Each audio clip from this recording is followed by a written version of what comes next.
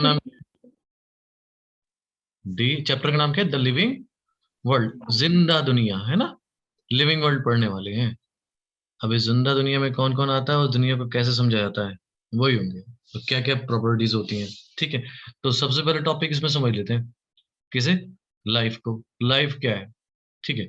अब अगर आप देखें तो हम किसके बने, किसी न किसी मॉलिक्यूल के बने, है ना। कार्बन है, नाइट्रोजन है, ऑक्सीजन है, सल्फर है, ऐसा ही है, ठीक है। तो लाइफ को हम लोग क्या कहते हैं? एक यूनिक, दूसरा कॉम्प्लेक्स, आसान नहीं है, कैसा है? कॉम्प्लिकेटेड है। क्या है कॉम्प्लिकेटेड? ऑर्गेनाइजेशन है, किस चीज का? मॉलिक्यूल्स का, ठीक है। ऑर्गेनाइजेशन ऑफ मॉलिक्यूल्स, ठीक है। अब ये मॉलिक्यूल्स करते क्या है? दैट एक्सप्रेस, ये अपने आप को एक्सप्रेस करते हैं, कुछ रिएक्शन शो करते हैं। अब उन रिएक्शन से कुछ मेटाबॉलिक भी होते हैं, कुछ एनाबॉलिक भी होती हैं, कुछ आपकी कैटाबॉलिक भी होती हैं। अब उन रिएक्शन से क्या होती है? ग्रोथ भी होती है, डेवलपमेंट भी होता है, रिस्पॉन्सिवनेस भी होती है, एडेप्टेशंस भी होते हैं, और आपके रिप्रोडक्शन भी होता है। क्लियर? क्योंकि जब तक रिएक्शंस नहीं होंगी बॉडी में, तब तक कैसे रहेगा इंसान? इनएक्टिव, चाहे कोई भी हो। इवन मैं अभी बात कर रहा हूं ना आपसे, तो मुझे किस चीज की रिक्वायरमेंट पड़ रही है? एटीपी की, हाँ या ना? है ना। अभी आप Yes. सांस ले रहे हो, सांस लेने में किसकी रिक्वायरमेंट पड़ रही है? एटीपी की। आप इस चीज को समझ रहे हो, किस चीज की रिक्वायरमेंट पड़ी? एटीपी की। एटीपी का बनना भी अपने आप में क्या है? एक रिएक्शन है, ठीक है। एटीपी का बनना क्या है? रिएक्शन। जिसको हम लोग कौन सी रिएक्शन कहते हैं? बनने वाली रिएक्शन को एनाबॉलिक, कैटाबॉलिक? Anabolic. एनाबॉलिक, है ना। अब एटीपी बन गया। एटीपी का बनना ही काफी नहीं है, इस एटीपी का यूटिलाइजेशन भी काफी है। जब एटीपी टूटेगा तभी तो आपको क्या देगा? एनर्जी। ठीक है। तो ये जब टूटा तो क्या हुआ? कौन सी रिएक्शन चले गए आप? Catabolic reaction. और वही ऑर्गेनिज्म लिविंग कहलाएगा जिसके अंदर क्या हो रही होंगी? रिएक्शन। और ये करते कौन है रिएक्शन? ये रिएक्शन करते हैं मॉलिक्यूल्स, और इनका ऑर्गेनाइजेशन कैसा रहता है बेटा? कॉम्प्लेक्स, है ना, यूनिक, बहुत डिफरेंट। आपने सेलुलर लेवल ऑफ ऑर्गेनाइजेशन भी देखा, हाँ या ना। आपने टिश्यू लेवल भी देखा होगा, आपने ऑर्गन लेवल भी देखा, आपने ऑर्गन सिस्टम। तो ये मॉलिक्यूल्स बहुत अलग अलग तरीके से ऑर्गेनाइज रहते हैं, दैट लीड टू ग्रोथ। सबसे पहला पॉइंट क्या होगा? किसी भी ऑर्गेनिज्म में अगर आपके मॉलिक्यूल्स ऑर्गेनाइज हुए हैं तो उनका मेन क्या काम है भाई? ग्रो करवाओ, ठीक है। देन डेवलपमेंट, देन और क्या करवा सकता है? रिस्पॉन्सिवनेस। जैसे कि मुझे आप रिस्पॉन्स कर रहे हैं, सुन रहे हैं और समझ भी रहे हैं, ये भी क्या है? एक तरीके का, Responsiveness. है ना। एडेप्टेशन। कैसी ठंड है हिमाचल में, ये बताओ? बहुत ज्यादा। बहुत ज्यादा. ज्यादा, है ना। इतनी ज्यादा है कि कई बार हम लोग स्क्रीनशॉट ले लेते हैं और लिखते भी नहीं है, है ना। तो इतनी ठंड है कि हमसे कुछ काम नहीं हो रहा, फिर भी हम लोगों ने क्या करा? उस ठंड में अपने आप को Adapt कर लिया. अडेप्ट कर लिया है। लिविंग ऑर्गेनिज्म का सर्वाइवल का तरीका क्या होता है? कि अडेप्ट कर जाओ, है ना। कई बार ऐसा होता है कि आप 8 घंटे पढ़ रहे हैं, ठीक है, मगर फिर भी अगर आपको नीट क्वालिफाई करना है तो आपको क्या होता है कि 8 से कई बार क्या होता है? 12 आवर की सेल्फ स्टडी हो जाती है। अगर यहाँ अडेप्ट कर गए तभी क्या कर पाओगे बच्चों? नीट। ये एक अडेप्टेशन है। क्योंकि पहले आप क्या था, स्कूल जाते थे 10th क्लास में, भाई 10th 11th में भी जब भी छोटे होगे, 10th में होगे तो मुश्किल से 4 से 5 चैप्टर होंगे बायो के, ठीक है। आए ट्यूशन पढ़ी, आए खोए सो गए, अब कुछ नहीं। अब ये आपके पास एक नया, एक मतलब माइलस्टोन सा आ गया जिसको अचीव करना है, इसका नाम है नीट। अब इसमें क्या करना है? एडेप्टेशन। आपको खाने में भी एडेप्टेशन करना पड़ेगा, आपको सोने में भी एडेप्टेशन करना पड़ेगा, नंबर ऑफ या आवर्स ऑफ स्लीप कम करना पड़ेंगे। कि मैंने ब्रॉड एग्जाम्पल दे रहा हूँ, चौड़ा सा, माइनर में नहीं गया उसके। क्लियर है? और जिंदगी को आगे चलाने के लिए क्या करना पड़ता है बेटा? Adaptation. एडेप्टेशन, लास्ट में रिप्रोडक्शन। क्योंकि अगर प्रोड्यूस नहीं करेगा वो ऑर्गेनिज्म, कैसा हो जाएगा? Extinct. एक्सटिंक्ट हो जाएगा, है ना। जो ऑर्गेनिज्म में रिप्रोडक्शन की कैपेबिलिटी नहीं होती, वो आगे जाके कैसे हो जाते हैं? एक्सटिंक्ट हो जाते हैं, ठीक है। तो लाइफ क्या हो गया? Life is a unique complex organization molecule which, इसको आप मिला के लिख लीजिएगा, which lead to growth, comma development, comma responsiveness, comma adaptation and reproduction. Right down, लिख लो बच्चों।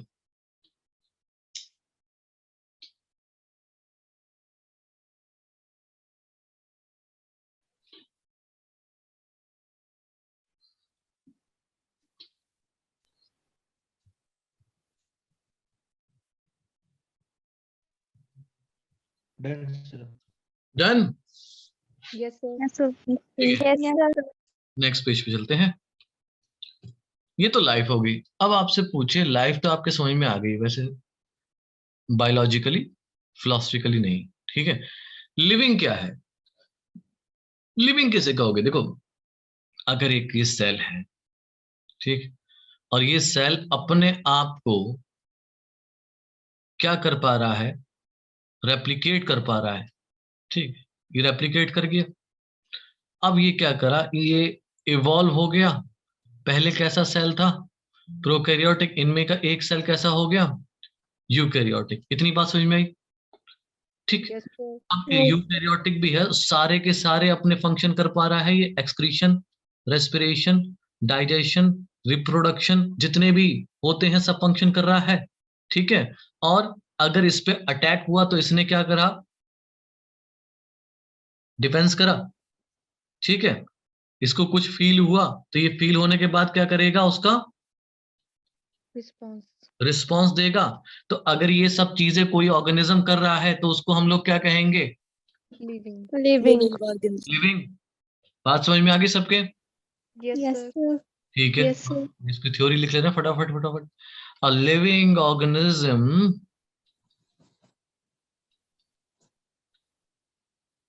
इज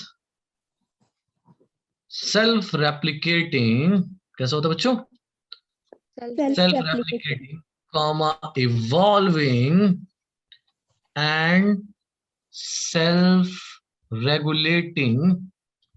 ना, बाहर से रेगुलेशन नहीं चाहिए, ठीक है। जैसे कि वायरस होता है, वायरस डिपेंडेंट है दूसरे पे अपने आप को रिप्रोड्यूस करने के लिए, हाँ या ना? Yes, sir. इसीलिए हम उसे आउटसाइड द होस्ट के मानते हैं, नॉन लिविंग, है ना। मगर इनसाइड द होस्ट कैसा होता है वो? Living. Living. Replicating interacting system या interactive system capable of responding to external stimulus. इसको क्या कहते हैं बेटा? लिविंग। चलिए लिख लीजिए इसको।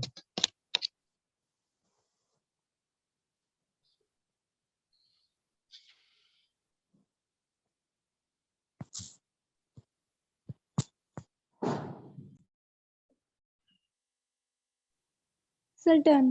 Done? Yes, sir. No, sir. No. लिख लीजिए बेटा, जिनका नहीं हुआ है वो कर लेंगे।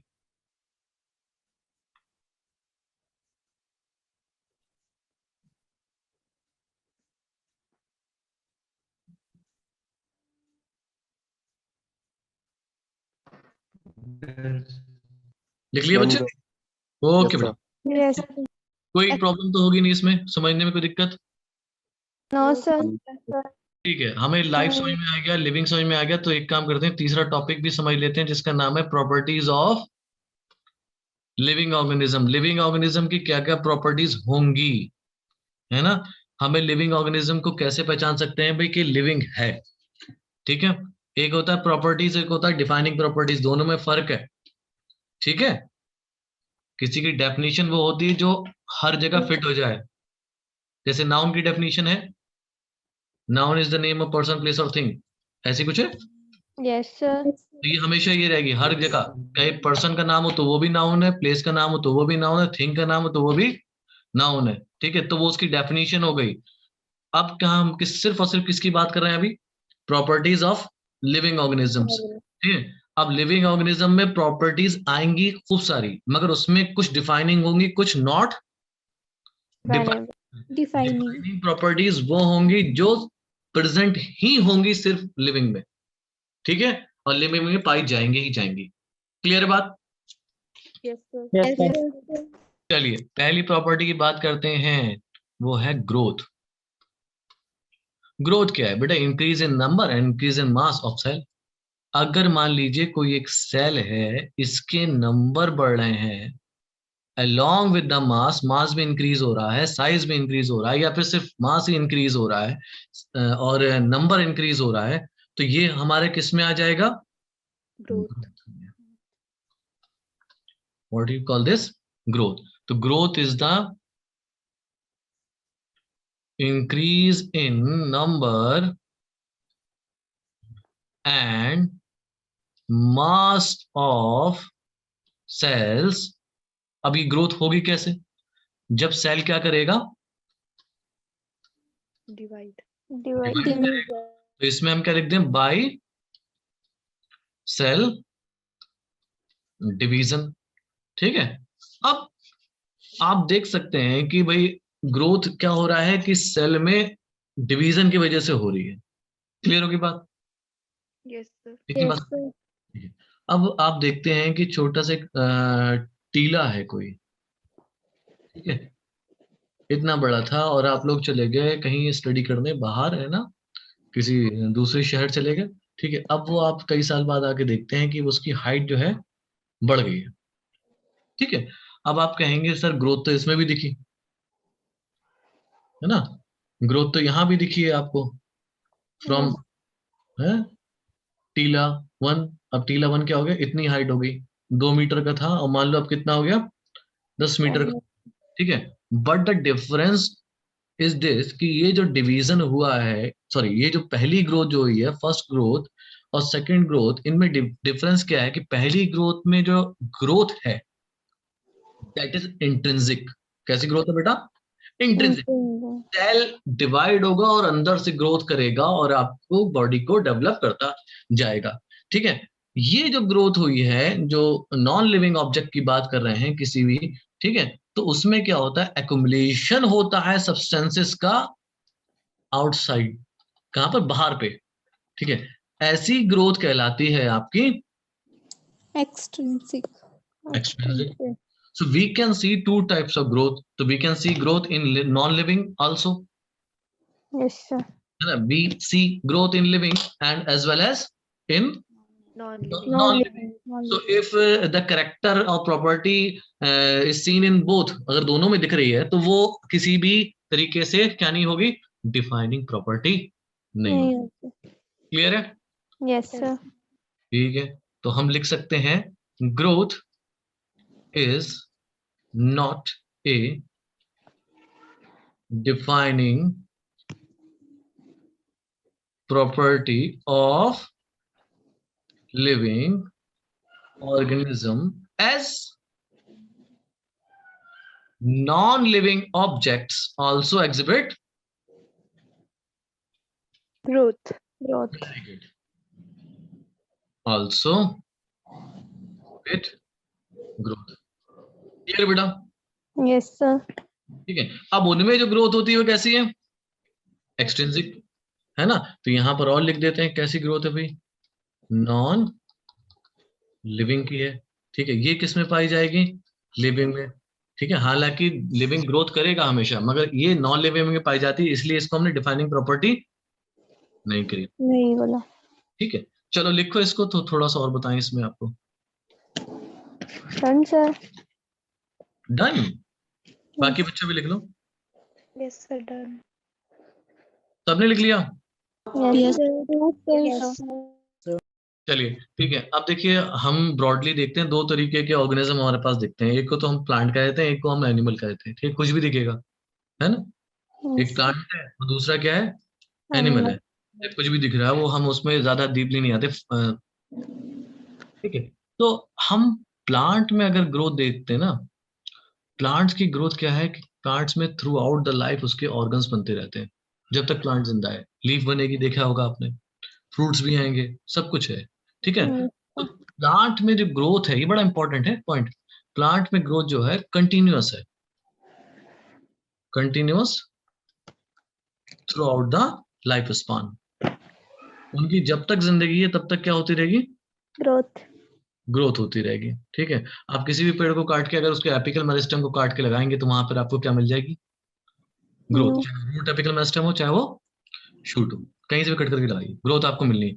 अब एनिमल के केस में क्या होता है कि ग्रोथ एक सर्टेन एज तक रहती है। उसके बाद क्या होता है कि जो लॉस्ट सेल है या डेड सेल है उनको रिप्लेस करने के लिए ग्रोथ होगी, कंडीशनल ग्रोथ होती है। ठीक है बेटा। Yes, sir. Yes sir. In animals growth is limited up to certain Time period. हाँ टाइम पीरियड और एज है ना.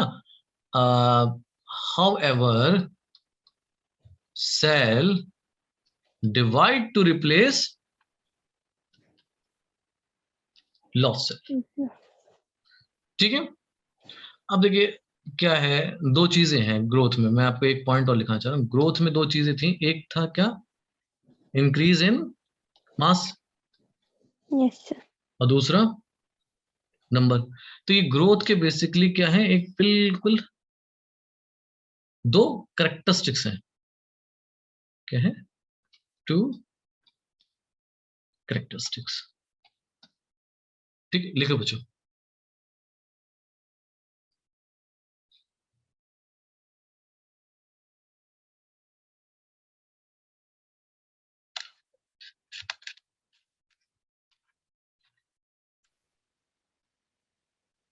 Done, sir. Done. Yes. Yes, sir. सबने लिख लिया. Yes, sir. Yes, sir. Yes, sir. क्या कह रहे हैं बच्चे? चलिए आगे देखें. देखिए दूसरा जो है, पहला हमने क्या लिखा था, ग्रोथ ए से करा है. ठीक है. अब दूसरा जो आएगा आपका property, that will be reproduction. ठीक है. रिप्रोडक्शन क्या होता है, प्रोजेनी को प्रोड्यूस करना सिमिलर पेरेंट्स के. अगर पेरेंट्स के जैसे ही कोई प्रोजेनी आ रही है, ठीक है, जैसे कोई प्लांट है उसे रोज इंडिका से रोजा इंडिका आ रहा है, या फिर वेद से वेल आ रही है, कैट से कैट प्रोड्यूस हो रहा है, चाहे कोई हाइड्रा से हाइड्रा प्रोड्यूस हो रहा है, ईस्ट से ईट्स प्रोड्यूस हो रहा है. तो ये सब जो तरीका है प्रोडक्शन करने का प्रोजेनी का, वो क्या कहलाता है बच्चों? Reproduction. Reproduction. Reproduction. Production of progeny similar to parents. अब सिमिलर और आइडेंटिकल में फर्क है. ठीक है. Yes, sir. पेरेंट से मिलता हुआ. ठीक है. अब देखिए इसमें दो तरीके का रिप्रोडक्शन होता है. इसमें 1 2 कर दे रहे हैं हम. वन आपका एसेक्सुअल, और दूसरी तरीका क्या है रिप्रोडक्शन का? Sexual. Sexual. है. ठीक है. अब देखिए एसेक्सुअल में क्या होगा. एसेक्सुअल में बहुत सारे तरीके हैं, जैसे कि बडिंग हो गया, फ्रेगमेंटेशन हो गया, Regeneration. रीजनरेशन हो गया, वेरी गुड, फिजन हो गया, और भी बहुत सारे तरीके एक्सेट्रा एक्सेट्रा. ये आपके किस में आते हैं? एसेक्सुअल में. ठीक है. और सेक्सुअल में क्या होता है? Fusion of gametes. सेक्सुअल में क्या आएगा? Fusion of gametes. Fusion of gametes ना, जिसको नॉर्मली हम लोग क्या बोलते हैं? Syngamy in case of plants. Syngamy बोलते हैं. अच्छा, जो यूनिसेलुलर ऑर्गेनिज्म है, जरा ध्यान से सुनना. मान लो कोई यूनिसेलुलर ऑर्गेनिज्म है, ठीक है. अब ये अपनी ग्रोथ कैसे करेगा? By means of Cell division. Cell division. और कोई तरीका नहीं इसके पास. ठीक है. अभी हमने सेल डिवीजन क्या पढ़ा था? It is a method of Growth. Growth. growth. Now this unicellular organism have no option to reproduce other than cell division. इसके पास कोई दूसरा ऑप्शन ही नहीं है कि रिप्रोड्यूस कर सके. तो in case of unicellular organism the growth and reproduction is same. Point clear है मेरा? Yes, sir. भाई अगर वो रिप्रोड्यूस करना है तब भी उसे सेल डिवीजन करना पड़ेगा, और ग्रोथ तो वैसे भी किस तरीके से होनी है? Cell division सही. सेल डिवीजन से. ठीक है बच्चा. तो in case of unicellular organism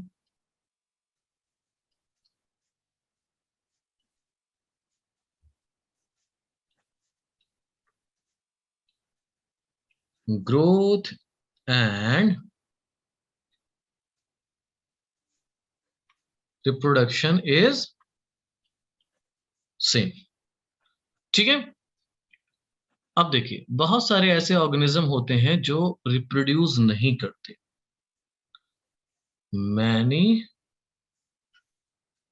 organisms do not reproduce क्या नहीं करते बच्चों? रिप्रोड्यूस नहीं करते, Produce. ठीक है जी, चाहे वो कोई भी वजह हो, है ना। अब देखिए म्यूल्स हैं, म्यूल्स आपने देखा है, hybrid of horse and donkey, ठीक है Yes, sir. है ना। जैसे कि आपका म्यूल्स है, म्यूल्स कैसे होते हैं? स्टेराइल होते हैं, इनफर्टाइल होते हैं। वर्कर बीज हैं, ये भी कैसी होती हैं? ये भी स्टेराइल होती हैं। इनफर्टाइल ह्यूमन बीइंग्स हैं, हमने ह्यूमन रिप्रोडक्शन चैप्टर जब पढ़ा था कि भाई मेल भी इनफर्टाइल हो सकता है कुछ केस में, और फीमेल फीमेल भी। तो ये सब लोग क्या है, ये लिविंग होने के बावजूद भी क्या नहीं कर पा रहे हैं? रिप्रोडक्शन रिप्रोडक्शन, यानी कि कुछ लिविंग ऑर्गेनिज्म ऐसे हैं जिनमें रिप्रोडक्शन नहीं पाया जा रहा। तो इस वजह से हम लोग क्या कहते हैं कि reproduction is not a defining property of Living. Living organism good. Reproduction is not the defining property of living organism. ठीक है बेटा, यस सर लिख लीजिए।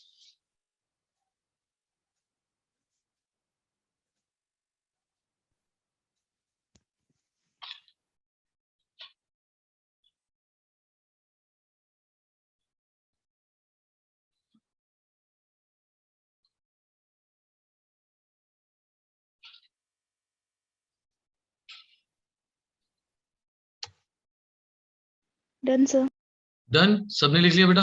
Yes sir yes sir yes sir great, कोई कंफ्यूजन यहाँ पे? No, sir. No, sir. No sir no sir चलिए no अब सर अगली प्रॉपर्टी पे चलते हैं। अगली प्रॉपर्टी क्या है बेटा? मेटाबॉलिज्म, ठीक है।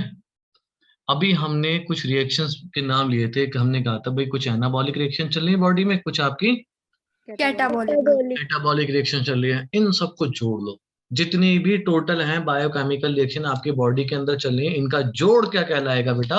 Metabolism. तो हम इसको लिखते हैं sum total of all biochemical reaction occurring inside a cell or a body, क्योंकि भाई यूनिसेलुलर ऑर्गेनिज्म भी है, तो हम क्या लेते हैं नॉर्मली? सेल।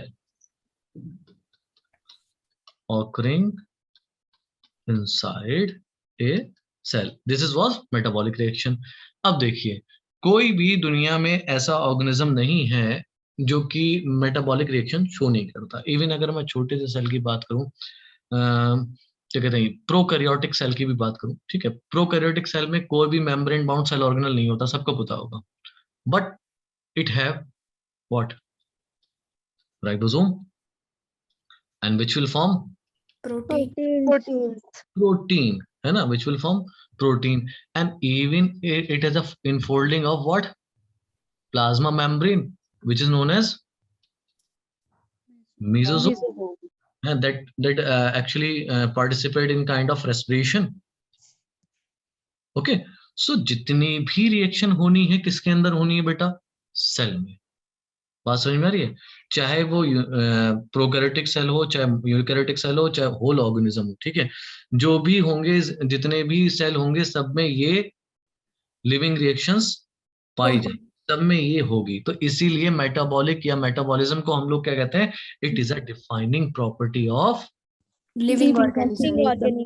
हाँ, defining property of living organisms. जितने भी लिविंग ऑर्गेनिज्म है सबकी एक ये डिफाइनिंग प्रॉपर्टी। अब देखो दो तरीके के हम इसमें यहीं पे बना दे रहे हैं। एक है आपका मेटाबॉलिज्म, दो में डिवाइड हो गया। एक आपका Anabolism और catabolism. मेटाबॉलिज्म, यहाँ प्लस लिख दे रहा हूँ, इसे आप याद रखिए, जोड़ने वाली रिएक्शन है, और यहाँ पे दूसरी रिएक्शन तोड़ने वाली. ब्रेकिंग डाउन रिएक्शन ब्रेकिंग वाले। कैटा मतलब काट दो, तो उसी से भी याद रख सकते हैं कैटाबॉलिज्म। यहाँ पर क्या होगा? ब्रेक डाउन हो जाएगा। क्लियर? Yes, sir. चलिए अब Yes, sir. कुछ इंपॉर्टेंट पॉइंट्स और लिखा रहा हूँ, देखो। भी ये मेटाबॉलिक रिएक्शन है, जैसे कि आपका ये कहे ग्लूकोज का फॉर्मेशन, ठीक है, और भी बहुत सारी चीजें हैं, जैसे कि प्रोटीन का कुछ भी बनना, अमाइनो एसिड का बनना, या अमाइनो एसिड से प्रोटीन का बनना, क्या ये बॉडी के बाहर हो सकती है टेस्ट ट्यूब में? आप ही लोगों से सवाल है। Yes sir. आंसर क्या होगा? यस। ठीक है, आंसर क्या होगा बेटा? यस। जितनी भी मेटाबॉलिक रिएक्शन है इनको हम डिमॉन्स्ट्रेट कर सकते हैं आउटसाइड द सेल, यानी कि इन विट्रो। क्या कर सकते हैं हम? सेल फ्री सिस्टम में डिमॉन्स्ट्रेट करी जा सकती हैं। ठीक है, इतनी बात समझ में आई? थोड़ा सा लिखा, एक चीज लिखा रहा हूं। आप देखिए ना, आपने एक एक्सपेरिमेंट पढ़ा होगा, यूरे एंड मिलर का, इवोल्यूशन वाले चैप्टर में पढ़ा है, Yes, sir. जिसमें वो 800 डिग्री का टेम्परेचर लेते हैं और गैसेस रखते हैं, उससे अमोनिया बन जाता है। Yes, sir. याद आ रहा है ना? तो यानी कि उन्होंने क्या करा, कुछ बनाया भाई, वहां पे कुछ एनाबॉलिक रिएक्शन हुई ना, वो सेल के अंदर तो नहीं हुई थी। तो इसका मतलब क्या हुआ कि बहुत सारी जो रिएक्शंस हैं वो कहां पर हो सकती हैं? Outside. Outside the cell.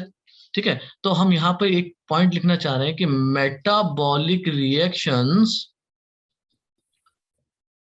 Can be demonstrated in a cell free system। किसमें डिमॉन्स्ट्रेट करी जा सकती है बेटा? वो Cell-free system. Cell-free system. Cell free system, मतलब आउटसाइड द सेल। ठीक है, तो अब ये सेल फ्री सिस्टम में इसका मतलब क्या हो गया कि क्या ये मेटाबॉलिक नॉन लिविंग हो गई? नहीं, जो रिएक्शन है उस टाइम वो कैसी हो गई? Non living. पर एक्चुअल में कैसी रिएक्शन है वो? Living reaction. Living. बात समझ में आई? अगर आप अलग से कोई रिएक्शन करते हो, मैं आपसे कह रहा हूं कि आपको पता है फोटोसिंथेसिस कैसे होता है, आपने क्या काम करा, CO2 ले ली, वाटर ले लिया, और आपको मालूम है कितने कितने मॉलिक्यूल लेने, आपने क्या करा, आर्टिफिशियली क्या कर दिया, क्या बना दिया बच्चों? Glucose.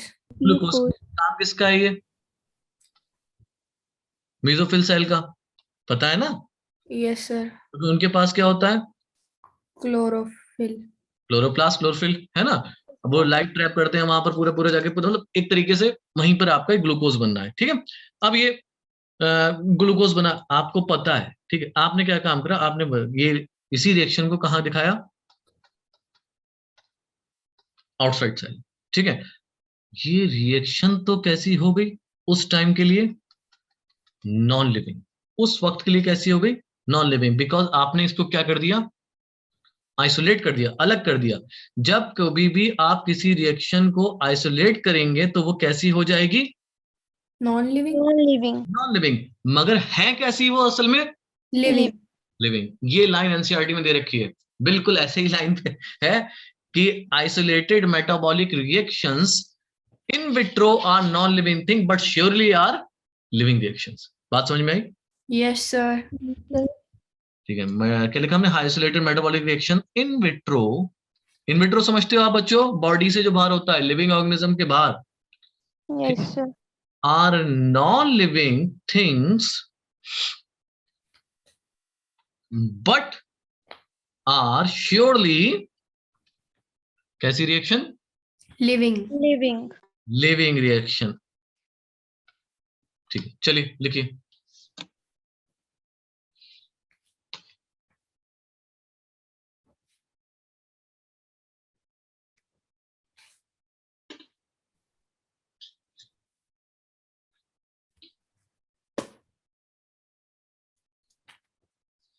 Done, sir. Done? Done, sir. Yes, sir. Yes. Okay, चलिए आगे बढ़ाते हैं। ठीक है, नंबर 4, डी ना? Yes, sir. ओके, अब ये नाम आपने सुना होगा, होम्योस्टेसिस। ठीक है, क्या होता है? देखिए, अब बहुत अच्छा एग्जांपल हमारा वेदर है। अभी हम लोग को ठंड लग रही है, ठीक है, हमारी बॉडी का अगर कोई भी टेम्परेचर लेने आएगा, क्या निकलेगा? 37, यही निकलेगा ना? Yes, sir. 37। ठीक है, इंटरनल अगर कोई वाटर और आयंस का कंसंट्रेशन देखने आएगा तो जो हमेशा रहता है वही रहेगा, सेम। ठीक है, जो आपका एक इंटरनल एनवायरमेंटल कंडीशन है, बॉडी टेम्परेचर ये रहेगा, आयंस और वाटर का कंसंट्रेशन ये रहेगा, ठीक है, जिससे कि आपके जितने भी बॉडी ऑर्गन हैं, आपके मतलब ह्यूमंस की बात करो, ठीक है, बॉडी ऑर्गन्स हैं, क्या करें, प्रॉपर Function. Function. फंक्शन करें, ठीक है। अगर ऐसा कोई कर पा रहा है, उस फिनोमेना को हम लोग क्या कहते हैं, होमियोस्टेसिस। बात समझ में आई? Maintenance of constant temperature and internal environment for the proper functioning of body organ is known as Homeostasis. Homeostasis. Homeostasis. सारे नहीं कर पाते, दुनिया में सारे ऑर्गेनिज्म नहीं कर पाते। हमने भालू को देखा है, भालू को इंग्लिश में क्या कहते हैं, Bear. Here. बेयर, है ना। बेयर क्या करता है, कहाँ चला जाता है, नहीं, हाइबरनेशन। hibernation. Hibernation. लिजर्ड कहाँ चली जाती है, Yes. एस्टिवेशन में, ठीक है। अब ये क्या है कि इनसे नहीं बर्दाश्त हो रहा, ठीक है, तो बहुत सारे ऐसे ऑर्गेनिज्म होते हैं कि जो अपना टेम्परेचर कंट्रोल रेगुलर मेंटेन नहीं कर सकते, ठीक है, तो वो नहीं आते। तो इसका मतलब ये हुआ कि भाई ये पाई तो लिविंग में जाएगी पर सब लिविंग में नहीं पाई जा रही, तो इसका मतलब ये भी कैसी है, Non-defining. Defining capital. Not defining है ना। सब नहीं कर पाते, अपना मेंटेन नहीं रख पाते। वो क्या करते हैं, जैसे जैसे टेम्परेचर बढ़ा, उनका भी बॉडी का टेम्परेचर वैसा हो रहा है। आपने देखा होगा एक फ्रॉग होता है, बर्फ बन जाता है जाड़ों में, देखा है? नहीं देखा, कोई बात नहीं, देखा ना। तो वो क्या कर रहा है, अपने आप को टेम्परेचर के अकॉर्डिंग ढाल रहा है। या तो टेम्परेचर के अकॉर्डिंग अपने आप को सर्वाइवल ले लो, या फिर टेम्परेचर को कह दो कि भाई आपका बॉडी का टेम्परेचर ये रहना है। ये सर्वाइवल के लिए है सारी चीजें, Yes, sir. है ना। Yes. sir. सब ये चीजें सर्वाइवल के लिए। जो नहीं कर पाते हैं वो क्या होते हैं, विलुप्त। विलुप्त को इंग्लिश में कहते हैं एक्सटिंक्ट। Extinct. चलिए, तो हम लोग लिख लें इसकी theory, maintenance of constant and favourable internal environment या environmental conditions for proper functioning of body organs, ठीक है। इसमें भी क्या लिख दें, not a defining property of Living organism. living organism।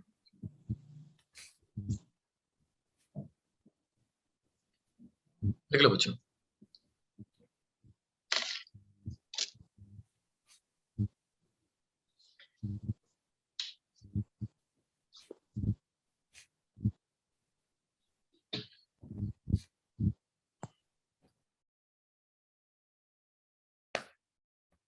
Done, sir. Done, sir. सबने लिख लिया? Done, sir. Yes, Yes, sir. Done.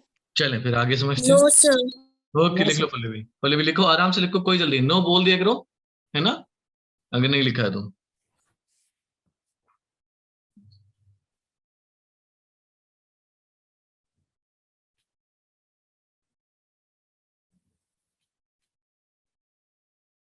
Done, sir. सबने लिख लिया? Yes, sir. Yes, sir. कोई दिक्कत किसी को? No, sir. No, sir. No, sir. नहीं, ठीक है, चलिए आगे देखते हैं। अगला है बच्चों कॉन्शियसनेस। कॉन्शियसनेस, देखो बेटा, किसी भी स्टिमुलाई को महसूस करना आपका कहलाता है कॉन्शियसनेस। स्टिमुलाई क्या होता है, कोई भी एक मैसेज, जैसे कि मान लो कि मेरी आवाज आपके लिए क्या है, Stimuli. स्टिमुलाई। ये स्क्रीन से जो वर्ड आपको दिख रहे हैं, विजन क्या हो गया इस वक्त, Response. स्टिमुलाई, ठीक है। ये स्टिमुलाई को नॉर्मल लैंग्वेज में हम क्या कह सकते हैं, these are what, message. Message ही तो है। अगर आप, मैं कह रहा हूं कि कोई भी एक नाम रेंडमली चूज कर ले रहा हूं बच्चों का, महेश कुमार आ रहा है मेरे पास, या रुचि आ रहा है, सक्षम दिख रहा है मुझे, ठीक, पलक दिख रही है, ठीक है। अगर मैंने जिस जिसका नाम लिया तो उसको एकदम से कुछ ना कुछ कॉन्शियसनेस तो आई होगी, Yes, sir. है ना, जिसका मैंने नाम लिया है, ठीक है। या मैं उससे कहूं बेटा मुझे ये बताओ, पलक मुझे ये बताओ स्टिमुलाई का मतलब क्या होता है, तो पलक ने मेरा क्या रिसीव करा, एक मैसेज मैसेज रिसीव करा, उसका क्या करेगी वो? रिप्लाई। उस रिप्लाई को क्या कहते हैं हम? Response Respond. ठीक है, देखिए अब रिस्पॉन्स करने के लिए कुछ ऑर्गेनिज्म में क्या दे रखे हैं? Sense organ. कुछ में इतने अनडेवलप्ड सेंस ऑर्गन होते हैं, अनडेवलप्ड सेंस ऑर्गन होते हैं। जैसे कि अगर प्लांट्स की बात करूं, प्लांट्स में ऐसा कोई खास सेंस ऑर्गन नहीं है। जैसे आपके उनकी आंखें हैं, उनके कान हैं, ठीक है, हालांकि लिविंग है वो भी, सब भी महसूस वो भी करते हैं, ठीक है, ग्रोथ सब में हो रही है। और एनिमल्स जो हैं इनमें अच्छे खासे डेवलप सेंस ऑर्गन है, मगर फिर भी प्लांट क्या शो करेगा आपको? कॉन्शियसनेस। जैसे कि आपने एक एवेना कर्वेचर टेस्ट पढ़ा होगा, उसमें क्या होता है कि स्टेम की हाइट का टेस्ट था, याद है, ऑक्सीजन के लिए करा गया था, ठीक है। या मैं नॉर्मल लैंग्वेज में कहूँ कि बहुत सारे प्लांट ऐसे होते हैं जिससे आपने देखा होगा ना, सूरजमुखी सुना है, यस सर ठीक है, वो किसको रिस्पॉन्ड कर रहा है? sunlight, लाइट को। अब मान लो कोई एक प्लांट है ना, कोई एक प्लांट है, इसको हम बना रहे हैं, ठीक है, इसकी इसकी रूट्स जो हैं, इसकी रूट्स किस तरफ ग्रो कर रही हैं? जमीन की तरफ, Yes, है sir. ना। यस सर और जमीन में क्या है बेटा? वाटर। वाटर, तो ये वाटर को रिस्पॉन्ड कर रहा है, ग्रेविटी को रिस्पॉन्ड कर रहा है। geotropism, हाँ, जियोट्रोपिज्म और हाइड्रोट्रोपिज्म, ठीक है। अब एक बहुत कॉमन एग्जाम्पल है, एक मिमोसा पुडिका, पुडिका, है ना, yes. touch me not plant, plant touch not plant, इसका छुई मुई भी कहते हैं, और दूसरा नाम इसका लाजवंती भी है, घरेलू नाम है बिल्कुल, लाजवंती, पहली बार सुना होगा बहुत सारे बच्चों ने तो। yes sir, yes sir Yes, sir. Old name है ना, कि अब तो कोई नाम मिलते भी नहीं है, लाजवंती और छुई मुई, है ना। छुई मुई, इस बॉटनिकल नेम क्या है इसका? mimosa pudica, Mimosa plant. Pudica, है ना। ये कह रहे टच मी नॉट, ये क्या करता है कि भाई टच पे अपने आप को कॉन्स्ट्रिक्ट कर लेगा, बंद हो जाएगा, क्लियर है। तो कॉन्शियसनेस किसमें शो हो रही है? पहले तो हमें प्लांट्स में देखने को मिलती है। Plants will respond to light, temperature, है ना। कई बार पर टेम्परेचर की वजह से आपका जो फोटोसिंथेसिस है उस पर भी इफेक्ट पड़ता है, मॉइस्चर, ठीक है, और टच और पॉल्यूशन, इन सब से पॉल्यूशन होगी तो क्रॉप भी खराब हो जाती है। तो ये क्या कर रहा है? रिस्पॉन्स दे रहा है। रिस्पॉन्स देने को हम लोग क्या कहते हैं बच्चों? consciousness, consciousness. लिख लो बच्चों।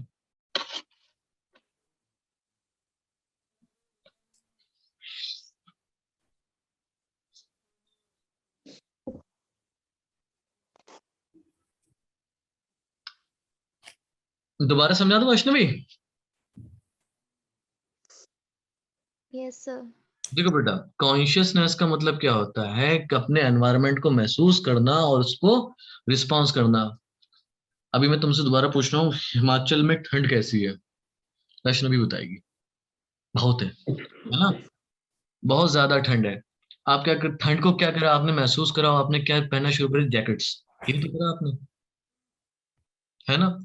और जैसे जैसे ये विंटर का जो टेम्परेचर है वो आपका राइज होता रहेगा, वैसे वैसे आपकी बॉडी रिस्पॉन्स करती रहेगी, आप फिर क्या आ जाएंगे? जैकेट्स उतार देंगे, यही तो करेंगे, ठीक है।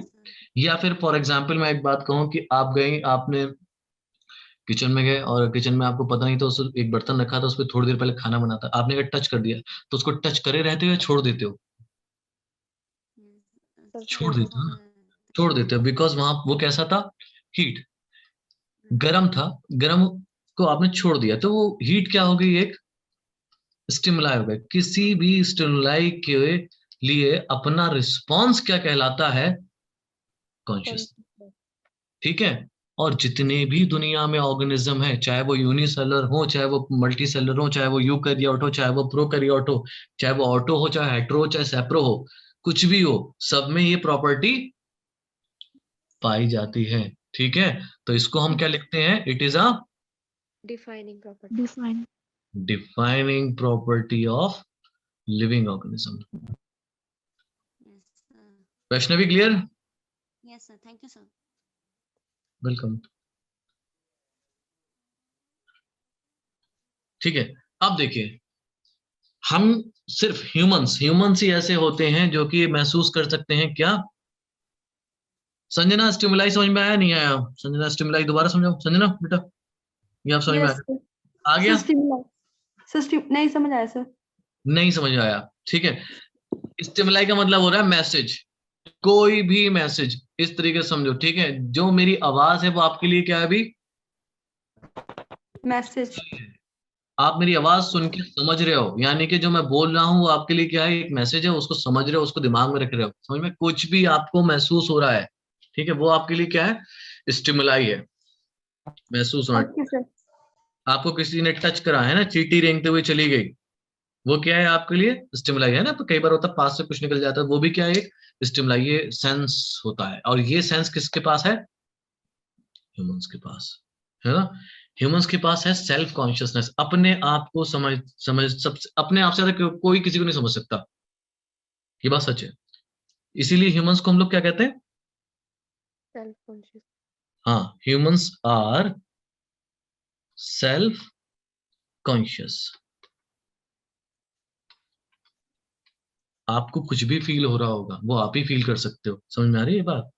Yes. आप मोटिवेटेड हो तो आप ही मोटिवेटेड हो, बराबर वाले को नहीं फील होगा कि आप मोटिवेटेड हो, आपका उसका खून नहीं दौड़ेगा, ठीक है। अगर आपका मूड, आप डिप्रेशन में हो तो आप ही डिप्रेशन में हो, आपको नहीं मन लग रहा पढ़ाई में तो आप ही का है, ठीक है। जो भी चीज महसूस करोगे वो आप खुद महसूस करोगे, बाकी कोई नहीं कर सकता। क्लियर है बात ये? Yes, sir. Yes sir. Humans are only organism that have self consciousness. Consciousness. अपना खुद ही अपना ध्यान लगा के मेडिटेशन चलेगा, दुनिया में चलेगा अगली, वो सिर्फ ह्यूमंस कर सकते हैं और कोई दुनिया में ऐसा नहीं है, ठीक है। Self consciousness is not a property of living organism. मेरी पॉइंट समझ में आया? Yes sir. बाकी बच्चों का है, but consciousness is the Yes, defining sir. Property. Why self consciousness is not the defining property? Because it is found only in human. Humans, बाकी organism में नहीं है ना। बाकी ऑर्गेनिज्म में भी होती, लिविंग ऑर्गेनिज्म में, तो हम डाल देते कि भाई सेल्फ कॉन्शियसनेस भी है, ठीक है। चले, इसको लिख लिया बच्चों आपने? Yes sir. Yes, sir. ठीक।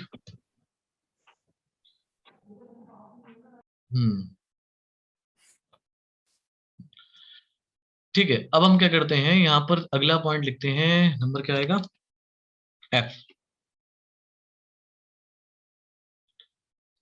Cellular organization. What do you mean by cellular organization? कि दुनिया में जो भी ऑर्गेनिज्म बने हैं वो किसके बने हैं बच्चों? सेल्स। सेल्स के, है ना। तो all living organism are made up of cell, whether it is one cell और मोर देन वन सेल, ठीक है। Yes sir. इसको हम लिख लेते हैं, all living organisms are made up of cell, one or more। तो जब ये बात होगी साबित कि भैया सारे ऑर्गेनिज्म सेल के बने होंगे, ठीक है, तो ये क्या होगी? Defining property. Yes sir. तो अब जो भी ऑर्गेनिज्म सेल का नहीं बना है तो वो कैसा हो गया? Non living, non living. है ना। डिफाइनिंग प्रॉपर्टी है भाई साहब ये। क्लियर है बच्चे? Yes sir. Yes, sir. अब अगला टॉपिक क्या है? एडप्टेशन। एडप्टेशन क्या है? अपने आप को ढालना। क्या करना? अपने आप को ढालना। जैसे मान लीजिए अभी हम लोग यहाँ पर हैं, किसी डेजर्टी एरिया में चले जाएं तो वहां के टेम्परेचर के हिसाब से हमें अडॉप्ट करना पड़ेगा, ठीक है। या फिर पोलर में चले जाएं, पोलर रीजन है ना, तो वहां के टेम्परेचर के हिसाब से या तो अडॉप्ट कर जाओ या निकल लो। निकल लो का मतलब क्या है? एक्सटिंक्ट हो जाओ, ये वापस लौट आओ, दो चार ऑप्शन है, ठीक है। तो कोई भी ऐसा यूजफुल चेंजेस, और साथ में क्या हो, अगर हम ब्रॉडली बात करें तो साथ में क्या हो, वो इनहेरिटेड हो। पहली चीज तो कैसा हो? यूजफुल। दूसरा हेरिटेड। इनहेरिटेबल, यानी इनहेरिटेबल भी हो। मान लीजिए जैसे कि बहुत लेमार्किज्म में आपने पढ़ा होगा जिसमें जिराफ की नेक लंबी होती गई, पेड़, यस सर। है ना। तो वो क्या है, एक तो यूजफुल था जिराफ के लिए, दूसरा कैसा, उसने क्या करा, आगे इनहेरिट, इनहेरिट कर लिया था। ठीक है। कोई भी ऐसा चेंज फॉर्म में, फंक्शन में, बिहेवियर में जो कि इनेबल करे इंसान को या फिर किसी भी ऑर्गेनिज्म को कि वो एडजस्ट कर जाए उस हिसाब से, ठीक है। फॉर एग्जाम्पल मैं एक बात कहूं, सबसे पहले दुनिया में हम लोग मानते हैं वैसे तो ये एक सिंगल सेल ओरिजिनेट हुआ था, कोसर्वेट, फिर माइक्रोस्फीयर्स, ठीक है। मान लीजिए फिशेज हैं, ठीक है, ये फिशेज है, हम फिशेज के बाद क्या पढ़ते हैं बेटा, एम्फीबियन, ठीक है। इनके बीच की एक फिश है जिसको हम लोग क्या कहते हैं, लंग फिश। लंगफिश, ठीक है। तो यानी कि अगर फिशेस से हम एम्फीबियंस का डेवलपमेंट समझे तो कुछ ना कुछ ऐसा यूजफुल इनहेरिटेबल चेंजेस करे होंगे जिससे कि कहाँ रह पाएंगे, जमीन पे, है ना, वहां के टेम्परेचर को झेल पाए, वहां पर आके क्या कर पाए। सबसे पहली बात तो ये थी चुनौती इनके लिए, क्या कर पाए, रेस्पिरेशन। रेस्पिरेशन कर पाए। तो इन्होंने सबसे पहले रेस्पिरेशन करने का तरीका क्या बनाया, मॉइस्ट स्किन थी इनके पास, नहीं थी भाई, जैसे फ्रॉग है ना, फ्रॉग क्या करता है, मॉइस्ट स्किन से रेस्पायर कर लेता है, मजेदार बात है इनके लिए, ठीक है। टेरेस्ट्रियल होने लगे, तो जो भी यूजफुल इनहेरिटेबल चेंजेस होंगे, चाहे किसमें बेटा, चेंजेस इन फॉर्म, दूसरा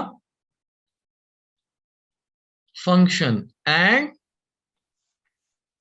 बिहेवियर, ठीक है। अब मान लीजिए बिहेवियर इन सेंस, मान लीजिए कोई आपको कह रहा है कि या फिर एनिमल्स की बात करूं कि कुछ लिजर्ड है, ठीक है, वो क्या कर रही हैं कि अब दिन में निकल रही हैं तो उनको बर्न होने का डर है, मतलब कि ये वो टेम्परेचर नहीं झेल पा रही, बात समझ में आ रही है कि Yes. टेम्परेचर नहीं बर्दाश्त कर पा रही, तो वो क्या कर रही हैं, अपना जो उन्होंने प्रे का टाइम था वो चेंज करा। थोड़ा मेरी बात समझे नहीं समझे, प्रे का टाइम क्या करा उन्होंने, ये क्या हुआ, उनके बिहेवियर में चेंज आया। जैसे कॉकरोच होते हैं, कॉकरोच कैसे हैं, नॉकटर्नल है, कब आएंगे निकल के बाहर, रात के टाइम पे, है ना, दिन में नहीं आते, ठीक है। तो ये क्या है, उनका बिहेवियर है ना। तो अगर कोई ऑर्गेनिज्म अपने फायदे के लिए बिहेवियर चेंज कर रहा है, या अपने ऑर्गन्स के शेप चेंज कर रहा है, या अपने फंक्शंस चेंज कर रहा है, तो उसको हम लोग क्या कहते हैं, एडप्टेशन। एडप्टेशन तब तक कहेंगे जब तक कि वो इनहेरिट हो रहा है। अगर आगे इनहेरिट नहीं हुआ है तो हम उससे कहेंगे कि था, मगर ये इनहेरिट नहीं पाया, एडप्टेशन की खास कैटेगरी में आया नहीं, ठीक है।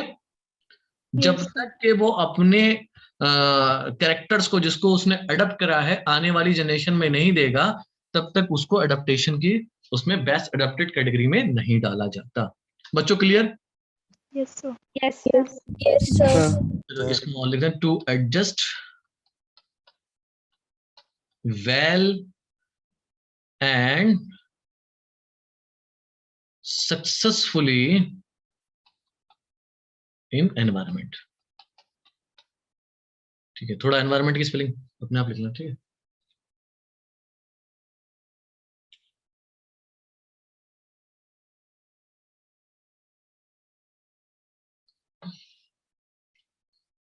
अच्छा बच्चों, एक थोड़ा सवाल है मेरा, सुनो। 2 पॉइंट एडेप्टेशन के लिए बहुत जरूरी है। अगर मान लो कि अगर कोई ऑर्गेनिज्म आया नया, ठीक, जैसे कि मान लीजिए कोई कैक्टस की वैरायटी है, किसकी वैरायटी बेटा, कैक्टस की। कोई भी एक वैरायटी जो कि हिमाचल में ग्रो नहीं होती, फॉर एग्जांपल हिमाचल की बात करूं, कोई भी एक वैरायटी, एक्स नाम दे दूं उसे, कैक्टस एक्स, ठीक है, अभी ग्रो नहीं हो रही, ठीक है। तो इसने अगर हिमाचल में होती नहीं है, उसके लिए हिमाचल नुकसानदायक है, ठीक है। अब वहां पर आके कैक्टस ने क्या करा, अपना क्या शुरू कर दिया बेटा, Survival. अब कैक्टस वहां सरवाइव करने लगा। पहला कंडीशन क्या हो गया, सरवाइव करना है। दूसरा, सर्वाइवल के साथ क्या करा उसने, Adapt.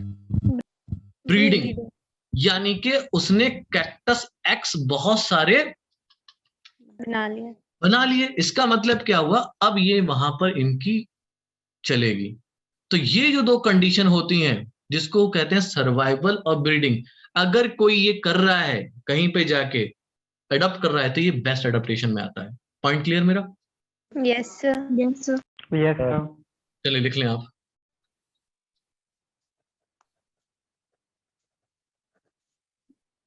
Done, sir. Done? Yes, sir. Yes, sir. थोड़ा सा इसको पढ़िए, मैं जब तक आपके पोल निकाल लूं, क्वेश्चंस निकाल लूं, ठीक है? एक आध क्वेश्चन नहीं हो जाए।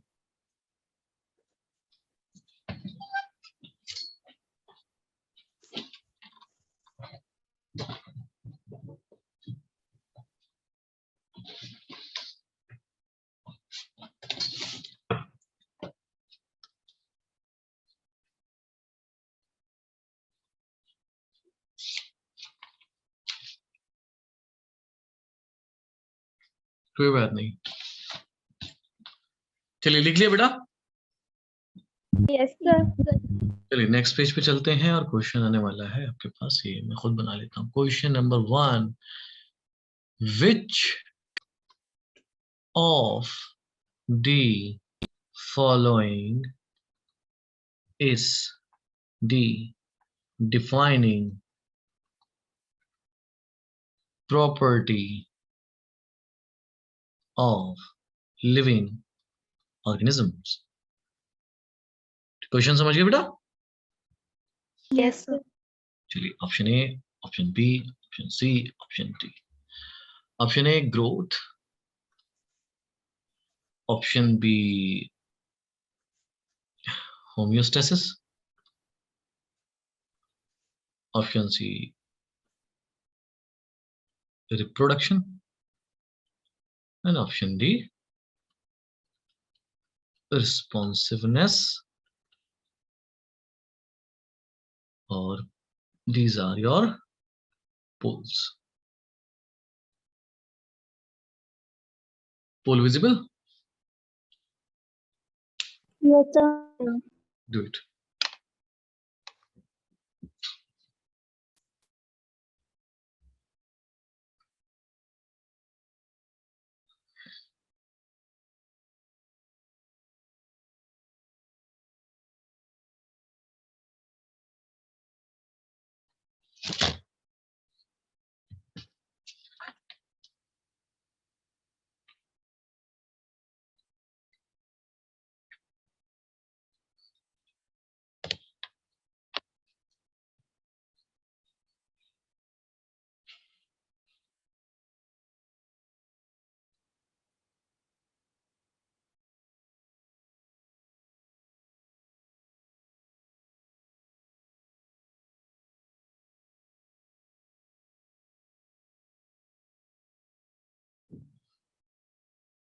फिर बाकी बच्चे भी ले आंसर दो बेटा।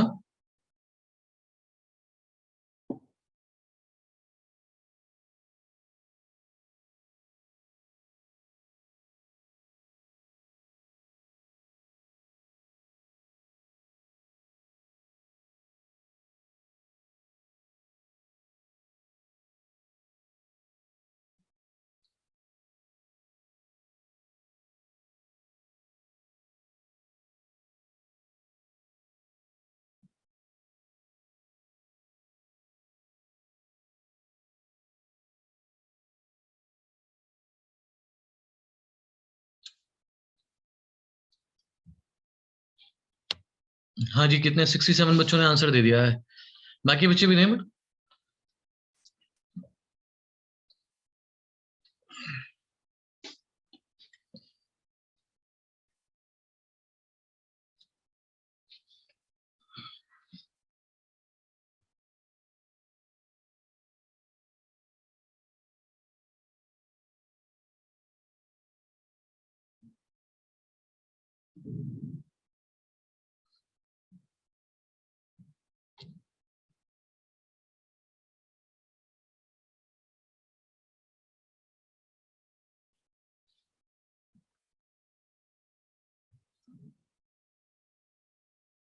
चलो मैं स्टॉप कर रहा हूँ बेटा। एंड पोल का 70 बच्चों का आंसर आ गया मेरे पास, काफी। 77 बच्चों में से करेक्ट आंसर क्या था बेटा?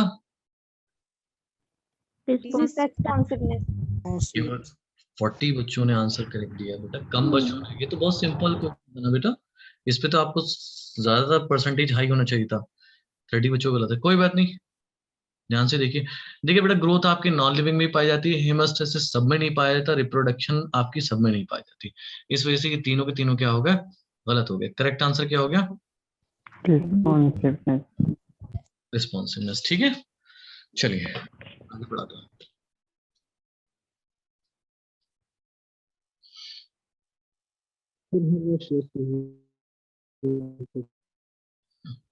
Diversity in the living world, ठीक है। इस टॉपिक को शुरू करने से पहले मैं आपको एक नाम बताना चाह रहा हूं। एक नाम है अर्नस्ट मेयर। नो, सुना है नाम ये? Yes, sir. Yes, sir. किससे रिलेटेड है ये? इन्हें कहते हैं बच्चों Darwin of 19th century. 20th 20th century. है ना। ये डार्विन थे, चचा डार्विन। साहित्य होमियोस्टेसिस कहते हैं अपना इंटरनल एनवायरनमेंट और टेम्परेचर को कांस्टेंट रखना, मेंटेन करके रखना, जिससे कि बॉडी के फंक्शंस प्रॉपर हो सकें, ठीक है। उसको हम लोग क्या कहते हैं बेटा? होमियोस्टेसिस। सबको क्लियर है ना homeostasis? Yes, sir. Yes, Yes, sir. sir. कोई कंफ्यूजन तो नहीं ना उसमें? No, sir. चलो अच्छी बात है। तो अर्नस्ट मेयर क्या है बेटा? Father of, sorry, Darwin of 20th century. 20th century. 20th ठीक है। century. अब देखिए diversity in the living world topic है, यानी कि लिविंग वर्ल्ड में डाइवर्सिटी। हम लोग घर से बाहर ही निकल जाएं तो कितनी डाइवर्सिटी मिल जाएगा। कहीं पे डॉग्स चलते मिल जाएंगे, कहीं बर्ड्स मिल जाएंगी, है ना। जैसे जैसे आप आगे बढ़ते रहेंगे वैसे वैसे आपका डाइवर्सिटी मिल जाती है, ठीक है। मगर ये जो होता है ना, स्पीशीज और एरिया का एक ऐसा रिलेशनशिप है जिसमें कि एक्सप्लोर जितना करेंगे उतना ज्यादा आपको क्या मिलेंगी? डाइवर्सिटी, मगर एक एक्सटेंट तक, है ना। वो आगे वाले उसमें है चैप्टर्स में। पर हम इतना जानते हैं कि इस पृथ्वी पे सब तरीके का ऑर्गेनिज्म है ना। इसीलिए 5 किंगडम में पढ़ना पड़ते हैं, मोनेरा से लेकर एनिमेलिया तक। ये बात समझ में? Yes, sir. तो हम Yes, sir. कहते हैं million of organism living on earth.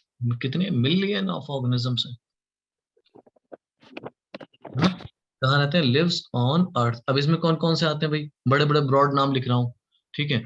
Animals आएंगे, प्लांट्स आएंगे, ठीक है, और आपके फंगस आएंगे, प्रोटिस्टास आएंगे, और अगला बेटा मोनेरा आएंगे। कोई दिक्कत किसी को? No, sir. करंटली जो अगर बात करी जाए 1.7 से लेकर 1.8 मिलियन स्पीशीज जो है या लिविंग ऑर्गेनिज्म जो है अभी डिस्क्राइब करे जा चुके हैं,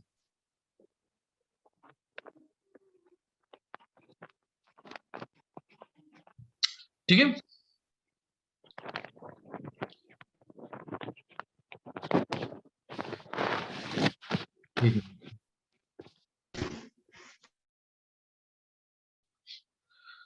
क्लियर? तो अगर आप देखें सबसे बड़ा फाइलम कौन है? आर्थ्रोपोडा। इस आर्थ्रोपोडा में क्या आते हैं बच्चों?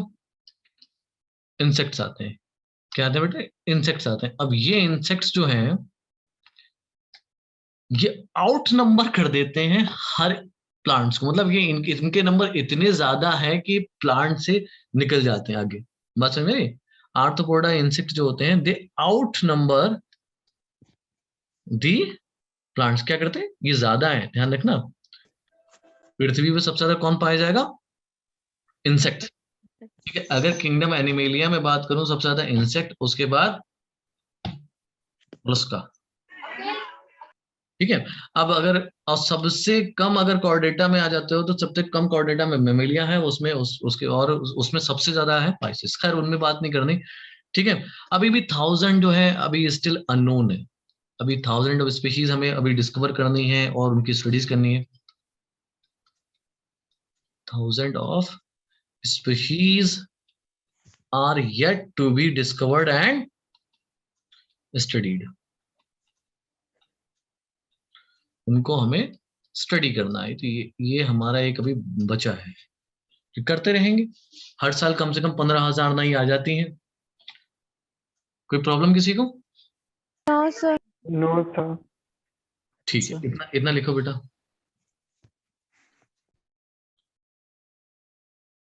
Done, sir. Done. Yes, sir. Sir. Okay ठीक है।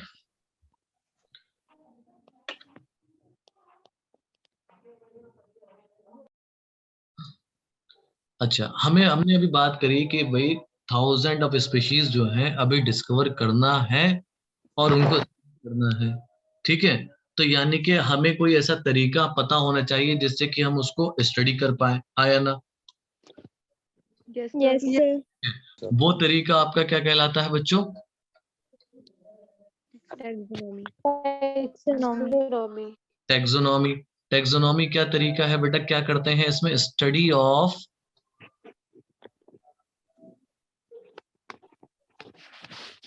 कैरेक्टराइजेशन,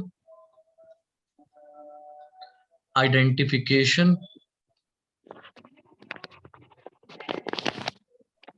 साक्षी बेटा माइक ज्यादा मूव मत कराओ, उसमें बहुत आवाज आ रही है। Identification, nomenclature and classification. ठीक है, मैंने सीक्वेंस में लिखा है, ये सीक्वेंस भी याद रखिएगा, ठीक है।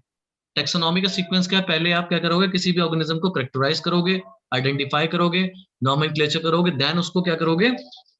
क्लासिफाई। ठीक है, तो ये जो मेथड होता है इसको हम लोग क्या कहते हैं? टेक्सोनॉमी। अच्छा, अगर हम इसी चीज में किसको ले आए, किसी ऑर्गेनिज्म की इवोल्यूशनरी रिलेशनशिप को ले आए, तो उसको हम लोग क्या कहेंगे? सिस्टमैटिक्स। ठीक है, अगर है बहुत सारे साइंटिस्ट जो हैं टेक्सोनॉमी को सिस्टमैटिक की ब्रांच भी मानते हैं, बहुत सारे साइंटिस्ट इनको सिनोनिमिकली भी यूज करते हैं। और सिस्टमैटिक्स में क्या है कि क्या यूज होने लगता है? It deals with evolutionary relationship among organism।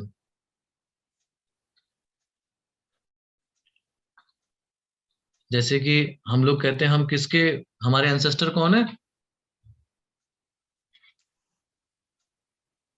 कौन है बेटा? Sir, apes. हाँ, इसी तरीके से कुछ मानते हैं। ठीक है, तो कैसे है, कैसे पता लगा? जब हमने अपनी क्या देखी, उस एप के साथ इवोल्यूशनरी रिलेशनशिप। एक आपने चिड़िया का नाम सुना होगा, जिसका नाम क्या है? आर्कियोप्टेरिक्स, सुना है? Yes, sir. Yes, sir. है ना? Yes, sir. That is the connecting link between birds and reptiles. इनके पास टेल भी है और टीथ भी हैं। तो टीथ तो आपके बीक मिलती ना टीथ की जगह Yes, चिड़िया sir. में, है ना? तो वो कनेक्टिंग लिंक कैसे पता लगा? जब हमने इवोल्यूशन रिलेशनशिप देखा। और भी बहुत सारे ऑर्गेनिजम्स हैं, तो उनको हम क्या करते हैं? सिस्टमैटिक्स के जरिए उनकी क्या पता लगाते हैं बेटा? Evolutionary relationship. ठीक है, चलिए अब अगला पॉइंट। भाई सिस्टमा नेचरे एक नाम है बुक का, सॉरी, सिस्टमा नेचरे, ये बुक किसने लिखी थी? Carolus Linnaeus. Written by Carlos Linnaeus.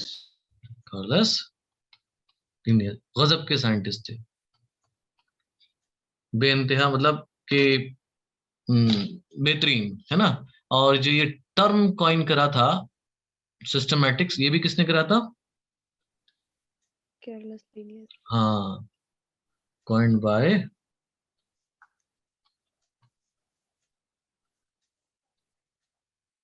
ठीक है। कोई दिक्कत बेटा किसी को? No, sir. No, sir.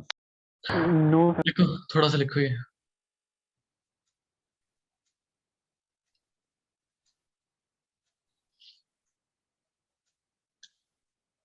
Done, sir. Done, Sir, Yes, sir. Done. चलिए Yes, sir. ठीक है, ठीक है, ठीक है। अब इन्होंने क्या है कि जो ये बुक लिखी थी कैरलस लीनियस ने, जिसका नाम था सिस्टमा नेचरे, इसमें करीब करीब 4326 स्पीशीज किसकी बताई थी? ध्यान से सुनना, एनिमल्स की। और कार्लस लीनियस को ही क्या माना जाता है, रेफर्ड करा जाता है फादर ऑफ Taxonomy. टेक्सोनॉमी। क्या मानते हैं? तो टेक्सोनॉमी, ठीक है। अब इनकी एक और बुक थी, दूसरी बुक का नाम क्या था? स्पीशीज प्लैनेटरम। क्या नाम थे? Species Length. plantarum।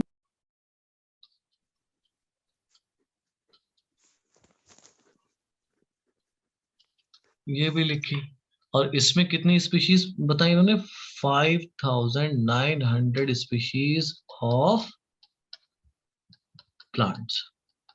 ठीक है, अभी यहाँ लीनियस यहाँ नहीं रुके, इन्होंने आगे बाइनोमियल नॉमेनक्लेचर भी दिया। ये भी किसने दिया था? लीनियस ने। Yes. Binomial nomenclature given by Linnaeus। चलिए लिखिए।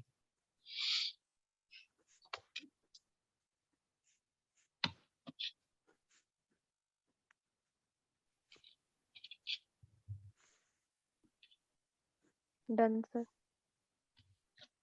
Sir, done. Done, sir. ये हम- चलिए, Yes. कोई दिक्कत किसी को? Yes, sir. No, sir. No, sir. Okay,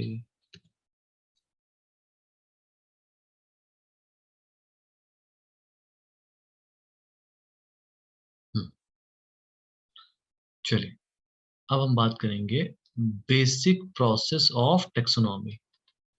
basic process क्या है टेक्सोनॉमी का, किस तरीके से हम करते हैं। ठीक है, सबसे पहला स्टेप क्या होता है टेक्सोनॉमी का? करेक्टराइजेशन।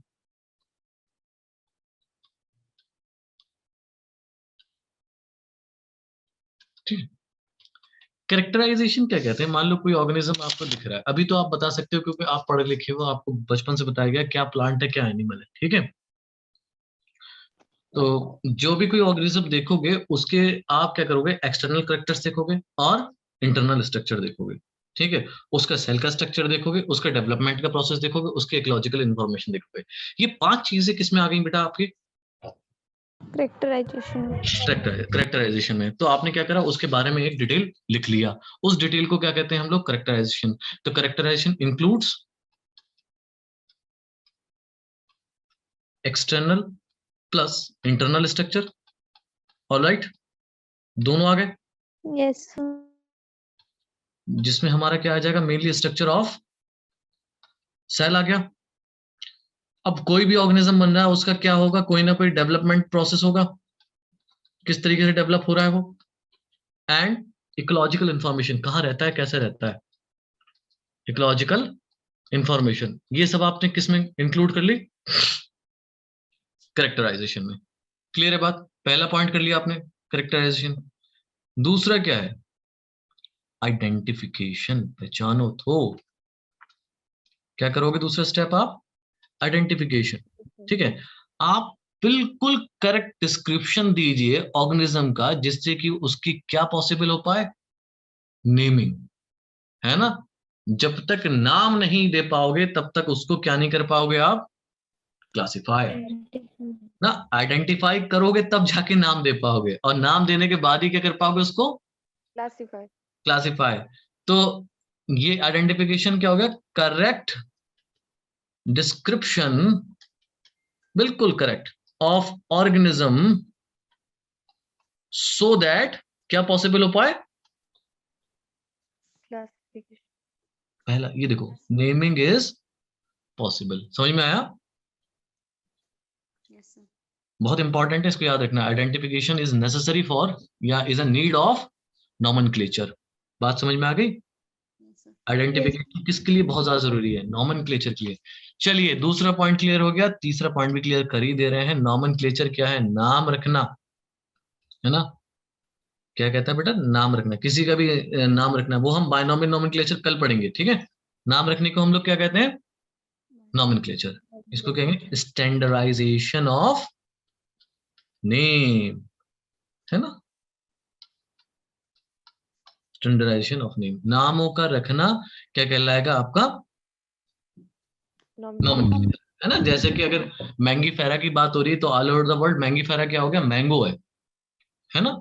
जैसे अभी यहाँ मैं नॉर्मली बात करूं, यहाँ पर जो है यहाँ आलू कहलाता है यूपी में। I don't know what you call potato in Himachal, but Maharashtra में बटाटा कहलाता है ना। बटाटा वड़ा सुना होगा नाम, Yes, sir. But we can not do this in scientific language, है ना?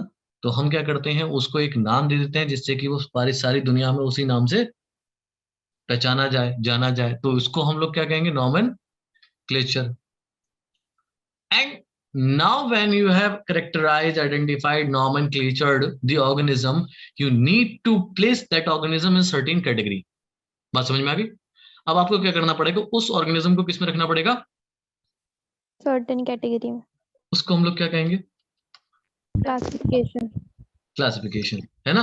जैसे कि आप आए, आपने एडमिशन लिया, क्या नाम है आपका, कहाँ रहते हैं, अच्छा ठीक है, सारे डिटेल्स लिख ली, ठीक है, आप इस क्लास में जाइए, ये आपका, आपको नीट के ग्रुप में डाल दिया गया, वो क्या हो गया, आप क्लासिफाई हो गए। थोड़ा समझ में आया? Yes, sir.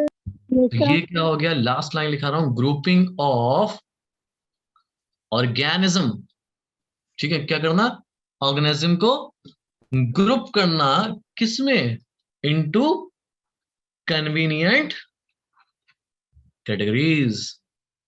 ठीक है, कन्वीनियंट कैटेगरीज में ग्रुप करना, और इसको हम कल डिटेल में समझेंगे, इनको टेक्सा कहते हैं। ठीक है, किसके बेसिस पे, जो आपने करेक्टराइजेशन दिया है उसी बेसिस पे क्या पॉसिबल हो पाया, आइडेंटिफिकेशन, आइडेंटिफिकेशन पॉसिबल हुआ तो क्या पॉसिबल हुआ, नॉमेनक्लेचर। ठीक है, Yes, sir. खत्म हो गई बात, बेस्ड ऑन कैरेक्टर्स। लिख लो बच्चे। Done, sir. बाकी लोग भी लिखें। Done, sir. Done, sir. चलिए फिर आज के लिए इतना ही काफी है, एक क्वेश्चन ले लें, फिर कल मिलते हैं। Yes, sir. Okay, sir.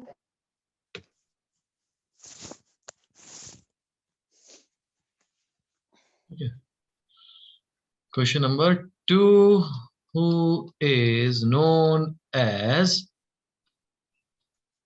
Darwin of 20th 20th century. century? I know most of you will be giving my answer, but don't give orally, okay? Just use the poll. ठीक है बेटा, पोल यूज करना Yes, है। sir. Yes, sir. चलिए, option है आपके Robert Hooke, option B आपका Ernst Mayr, option C Carolus Linnaeus, and option D Theophrastus. ठीक है, शिवानी सही आंसर है, पर आप यहां नहीं दे सकते, मुझे मैसेज में नहीं दे सकते। चलिए, पोल दिखा दूसरा, Yes, sir. So, चलिए करिए पोल।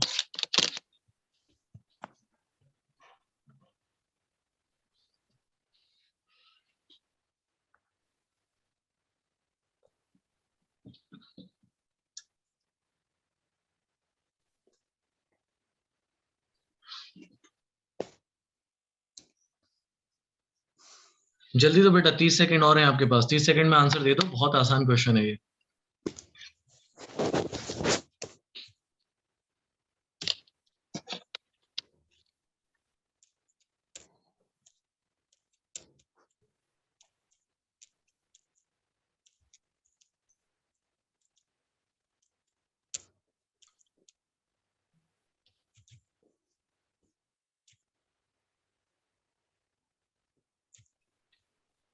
हम्म, 9 second, 8,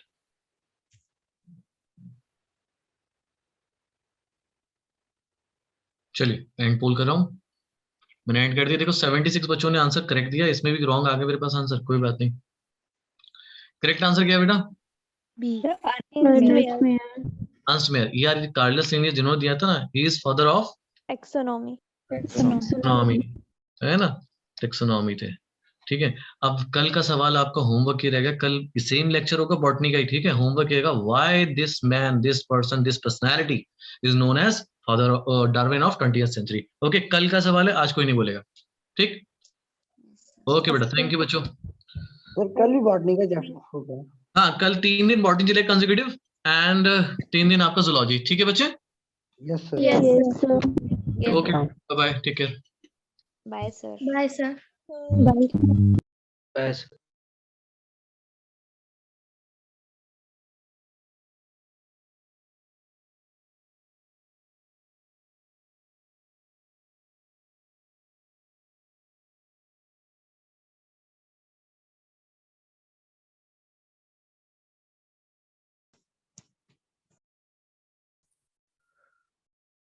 Good evening, everyone. Good evening, sir. Good evening. Good evening. Good evening, sir. Good evening, sir. भाई सभी को good evening. Good evening, sir. Good evening. Good evening. Good evening, sir. अरे बस good evening मन्नत. Good evening everyone.